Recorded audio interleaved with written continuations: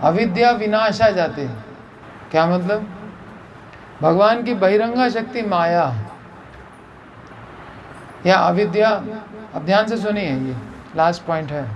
अविद्या विनाशा जाते वेदे गाय जहार चरित। अविद्या का विनाश हो जाता है। अविद्या क्या है? भगवान की बहिरंगा शक्ति माया, शरीर, अविद्या जाल। अविद्या के फलस्वरूप होता क्या है मेरे साथ? स्वरूप विस्मृत जीव भगवत विमुखता का दोष उत्पन्न कर लेता है। स्वरूप को भूल गया और भगवान से विमुख हो गया।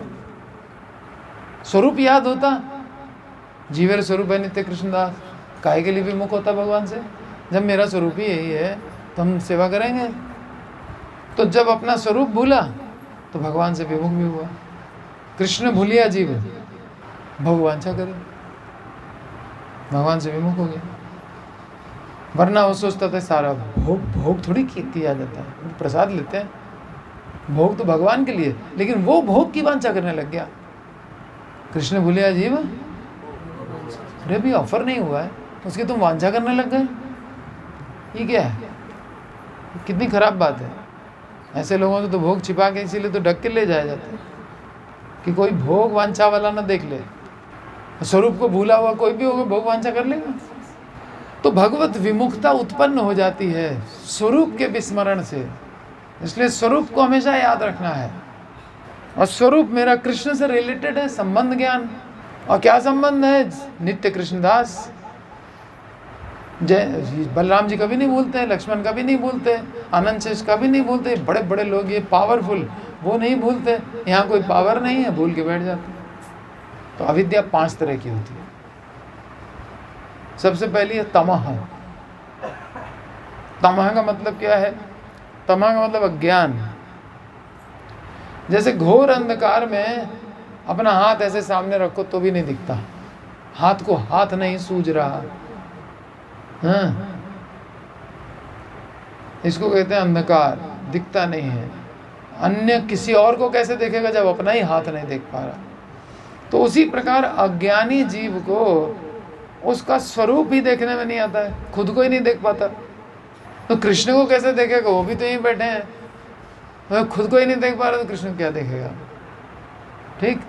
तो अविद्या का पहला स्वरूप क्या है? तमह। और तमह का मतलब अज्ञान। किस चीज़ का अज्ञान? अपने स्वरूप का अज्ञान। खुद का स्वरूप ही नहीं जानता, भगवान के बारे में तो घोर अज्ञान। ठीक। दूसरा है मोह। ये अविद्या का दूसरा पार्ट, मोह। मोह का मतलब क्या है? अर्जुन कहते हैं कि मोह में पड़ गया। क्या मोह था अर्जुन का? युद्ध करें कि ना करें, क्या करना है क्या नहीं करना है, इसके लिए विवेक शून्य हो जाए। जब कोई, इसमें तो विवेक है ना, विवेक चाहिए ना, सूक्ष्म अर्थ विश्लेषण करने की सामर्थ्य, वो नहीं होगी तो हम कैसे डिसाइड करेंगे कि क्या करना है क्या नहीं करना है? अब भीष्म पितामह को किधर से लड़ना है? अगर वो भी मोह में पड़े होते, नहीं हम कृष्ण के अपोजिट नहीं खड़े होंगे। द्रोणाचार्य भी हट जाते, कृपाचार्य भी हट जाते, सब बड़े बड़े लोग हट जाते, तो दुर्योधन किससे लड़ता? सब इधर ही आ जाते। अब द्रोणाचार्य आते तो अकेले आते क्या? जो द्रोणाचार्य को पसंद करने वाले लोग हैं वो सब भी तो आते इधर, और जो भीष्म को चाहने वाले हैं सब इधर आते। विदुर भी तीर्थ यात्रा में नहीं जाते, कहते हम भी लड़ेंगे, चलो भीष्म के साथ खड़े हो जाएंगे। तो दुर्योधन अकेला पड़ जाता, फिर तो महाभारत ही नहीं होती, फिर तो बोझ नहीं हटता, भगवान का प्लान चौपट। इसलिए उनको मोह नहीं है भीष्म को, जबकि अपोजिशन में खड़े हैं, कृष्ण के अपोजिशन में, लेकिन मोह में नहीं है, इसीलिए महाजन है। महाजन को कहाँ से मोह हो जाएगा? लेकिन अर्जुन को मोह भगवान ने पैदा कर दिया। लड़ूं कि न लड़ूं, बस ये मोह है। तो क्या कर्तव्य है और क्या अकर्तव्य है, इसका जब डिसीजन नहीं ले पाता, विवेक नहीं रह जाता, उसको कहते हैं मोह। तो पहला क्या था? तमह, मतलब अपने स्वरूप को नहीं जानता। अब चलो स्वरूप को मान लो थियोरेटिकली जानता हो, लेकिन अब क्या करें क्या ना करें, उसमें मोह में पड़ गया। ये हो गया कर्तव्य, कृत्य और अकृत्य, इन दोनों में डिसाइड नहीं कर पाता। तीसरा है महामोह। अब ये महामोह क्या है कि ये तो चलो डिसाइड नहीं, पहले तो स्वरूप नहीं जानता, उसके बाद जो है ये क्या करना है वो नहीं जानता, इसका मतलब गलत काम करेगा, अब भोग वांछा करेगा। अब भोग वांछा चालू हो गई। अर्जुन देखो डिसाइड नहीं कर पा रहा है, मोह में तो है लेकिन भोग वांछा नहीं है, मोह में होते हुए भी भोग वांछा नहीं है, तो महामोह नहीं है उसको, खाली मोह है। अर्जुन को जब मोह ने घेरा, प्रभु ने संशय दूर किया, अर्जुन को महामोह में पड़ा है, कहीं नहीं लिखा हुआ है।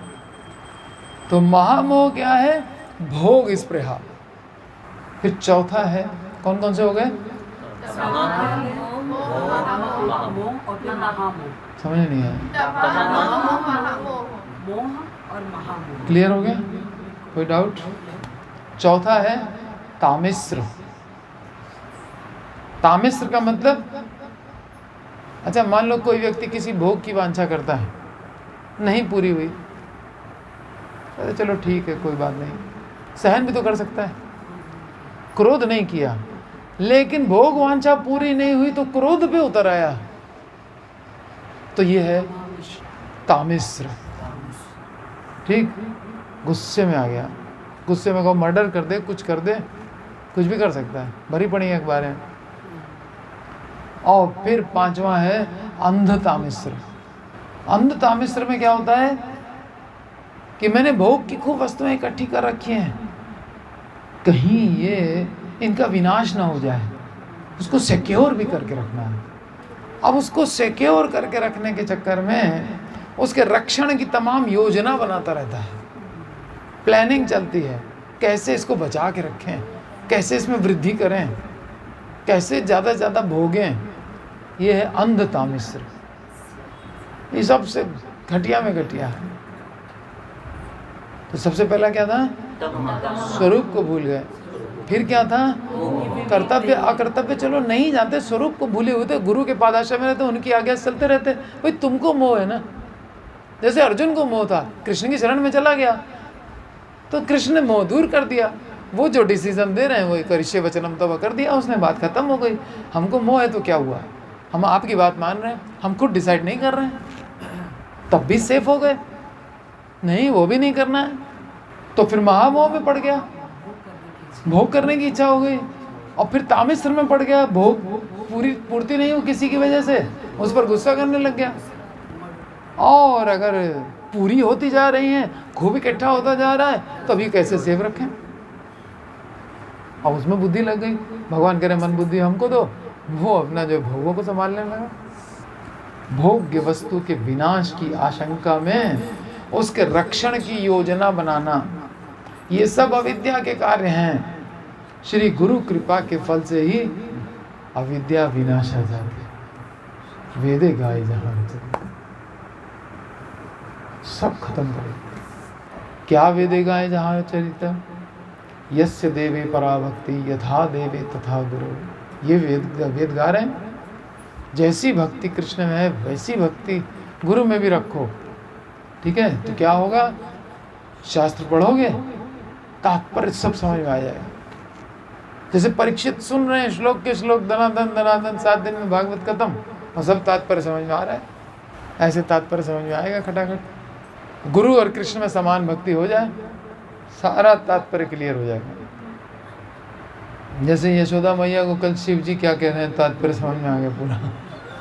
मैया ने शिव जी को रुला दिया, शिव जी ने कृष्ण को रुला दिया, कृष्ण ने मैया को रुला दिया।